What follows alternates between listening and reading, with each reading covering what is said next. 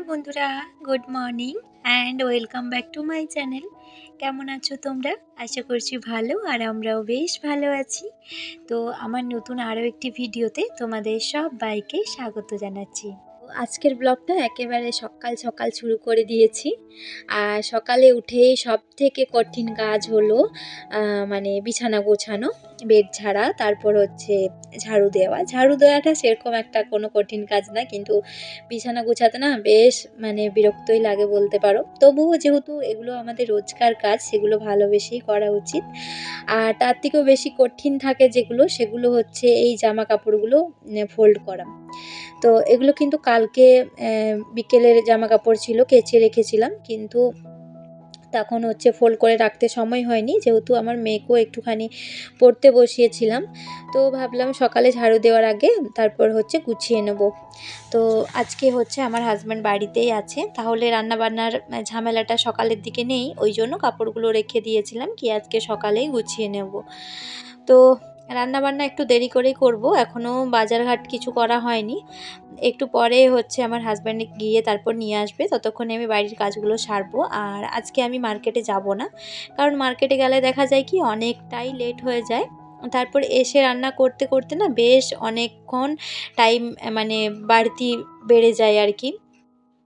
যে সময়টা আমি বাজারে কাটাচ্ছিলাম সেই টাইমটা কিন্তু আমি ঘরের কাজগুলো আরামসে করে নিতে পারবো।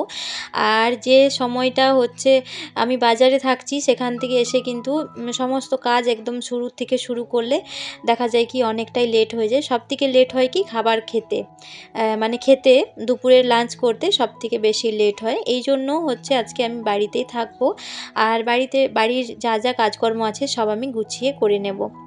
তো দেখো বাজারে যেয়ে তারপর হচ্ছে ওখান থেকে এসে কাজ করাটা আলাদা ব্যাপার, কিন্তু সকাল থেকে কাজগুলো শুরু করলে যেভাবে সময়ের মধ্যে শেষ করা যায় সেটাই আজকে তোমাদের সাথে শেয়ার করব।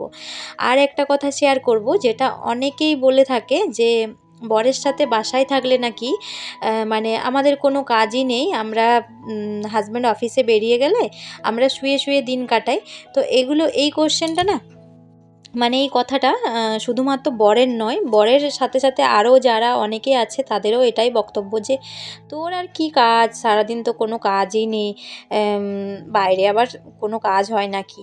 যারা জয়েন্ট ফ্যামিলিতে থাকে তাদেরই কাজ, তারপর হচ্ছে যারা মানে কি বলবো শ্বশুর বাড়িতে থাকে তাদের কাজ, যারা বরের সাথে বাসায় থাকে তাদের কোনো কাজ নেই।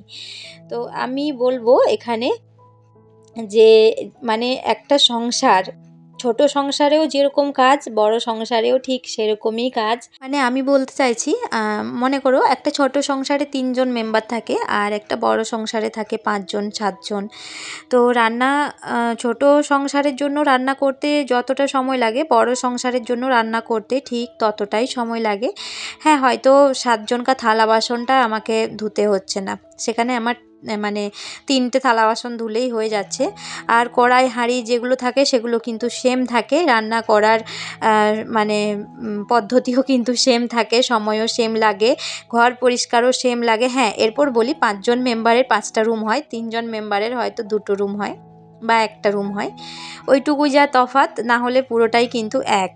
আমরা ছোট সংসারেও যা খাটি বড় সংসারেও কিন্তু খাটনি তাই হয়, কেউ শুয়ে বসে দিন কাটায় না। আর এই যে একটা ছোট্ট চাবি রিং দেখালাম না, এটা হচ্ছে আমার মেয়ের, ও একটা চকলেটে পেয়েছিল, তো সেটাই বললো মাম্মি তুমি একটুখানি সবাইকে দেখিয়ে দাও, তো ওটাই তোমাদেরকে দেখালাম। তো আমার মেন বড় বড় কাজগুলো হয়ে গেল, বিছানা ঝাড়া, তারপর হচ্ছে জামা কাপড় গোছানো।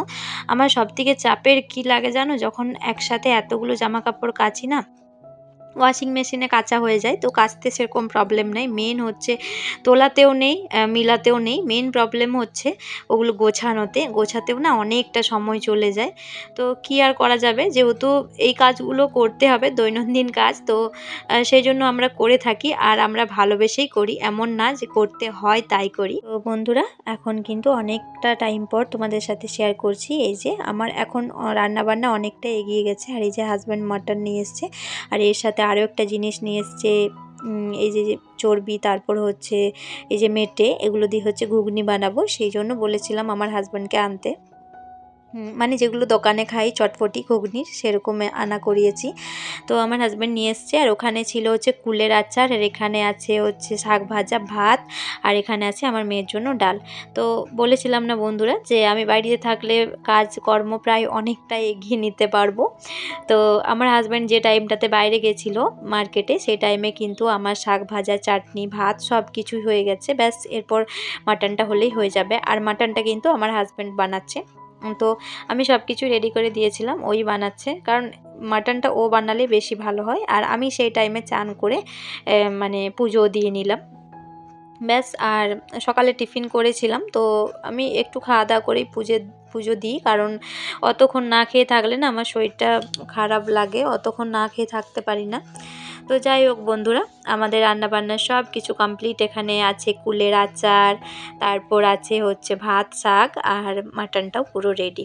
আর এখানে আমার মেয়ের জন্য ভাত বেড়ে নিয়েছি, আমরা সবাই একসাথে খাবো। আর এখানে মেয়ের জন্য আছে ডাল, কারণ যেহেতু ঝোলটা ঝাল হয়ে যায় ও খেতে পারে না, তো সেই জন্য। আর মটনটা ও খুব একটা পছন্দও করে না, তো সেই জন্য ডালটা বানিয়ে নিয়েছি। মটন 1 পিসের মতো দেবো ওকে।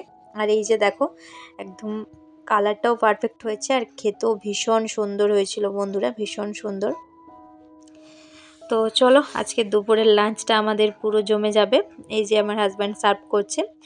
আর একটা কথা বলে রাখি বন্ধুরা, আমার কিন্তু চটপটি খেতে বেশ ভালো লাগে। আমার হাজব্যান্ড একটু নাক সিটকোয়, কিন্তু কি করা যাবে, ও মানে দোকানে গেলেও খায় না, আমার পছন্দ হয় খুব, তাই বলেছিলাম যদি থাকে তো নিয়ে এসো। তো আমার মাও কিন্তু নিয়ে আসে, ঘুগনির সাথে বা লাউয়ের তরকারির সাথে খেতে বেশ ভালো লাগে।